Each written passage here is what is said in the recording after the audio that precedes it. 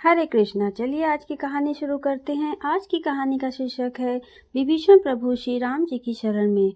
रावण के भाई विभीषण के रोकने के बाद भी रावण ने हनुमान जी की पूंछ पर रुई लगाकर उसे जला दिया था, जिससे रावण की पूरी लंका भस्मसात हो गई थी।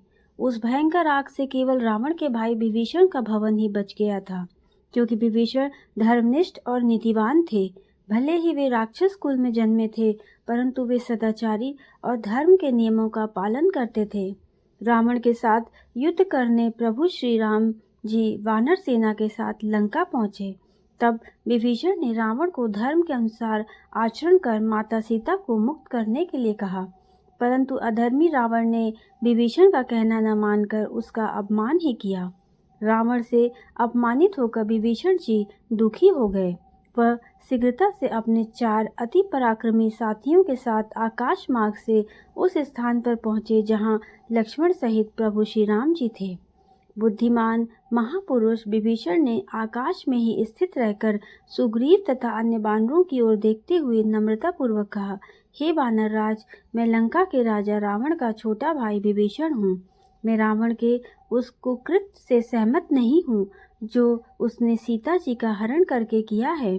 मैंने उसे सीता जी को लौटाने के लिए अनेक प्रकार से समझाया, परंतु उसने मेरी बात ना मानकर मुझे अपमानित किया और मुझे लंका से निष्कासित कर दिया। इसलिए मैं यहाँ श्री रामचंद्र जी की शरण में आया हूँ। कृपया आप उन्हें मेरे आगमन की सूचना दें। विभीषण की बात सुनकर सुग्रीव ने प्रभु श्री राम जी के पास जाकर कहा, हे राघव, रावण का छोटा भाई विभीषण अपने 4 मंत्रियों सहित आपके दर्शन करना चाहता है। यदि आपकी अनुमति हो तो उन्हें यहाँ उपस्थित करूं, किंतु मेरा विचार है कि हमें शत्रु पर सोच समझकर ही विश्वास करना चाहिए। एक तो राक्षस वैसे ही क्रूर, कपटी और मायावी होते हैं, और यह तो रावण का सगा भाई है। ऐसी स्थिति में तो वह बिल्कुल भी विश्वसनीय नहीं है, किंतु आपकी आज्ञा हो वैसा ही करूं।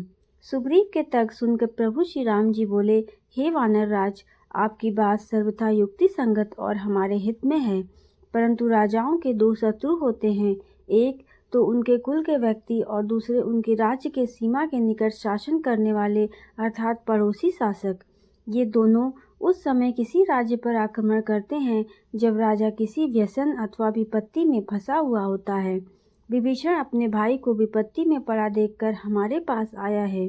वह हमारे कुल का नहीं है, हमारे विनाश से उसे कोई लाभ नहीं होगा। यदि हमारे हाथों से रावण मारा जाएगा तो वह लंका का राजा बन सकता है।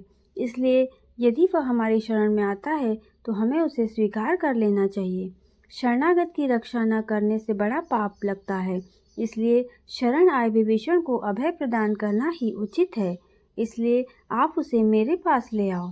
जब सुग्रीव विभीषण को लेकर प्रभु श्री राम जी के पास आया तो विभीषण ने दोनों हाथ जोड़कर कहा, हे धर्मात्मा, मैं लंकापति रावण का छोटा भाई विभीषण हूँ। आप शरणागत वत्सल हैं, इसलिए आप मेरा उद्धार कीजिए। विभीषण के वचन सुनकर प्रभु श्री राम जी ने उसे गले से लगाते हुए कहा, हे विभीषण, मैंने तुम्हें स्वीकार किया, अब तुम मुझे राक्षसों का बलाबल बताओ। श्री राम जी का प्रश्न सुनकर विभीषण बोला, हे दशरथ नंदन, 10 मुख वाले रावण को ब्रह्मा जी से वर मिला है। इस कारण देव, दानव, नाग, किन्नर आदि कोई भी उसे नहीं मार सकते।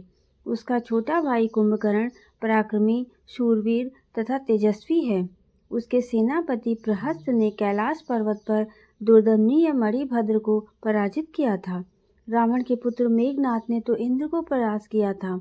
मेघनाथ का भाई पराक्रमी राक्षस है, सभी युद्ध कौशल में निपुण हैं।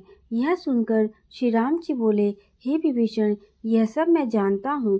मैं प्रतिज्ञा करता हूँ कि मैं रावण का, उसके पुत्रों, मंत्रियों और योद्धाओं सहित वध करके तुम्हें लंका का राजा बनाऊंगा। अब रावण की मृत्यु निश्चित है, यह मेरी अटल प्रतिज्ञा है।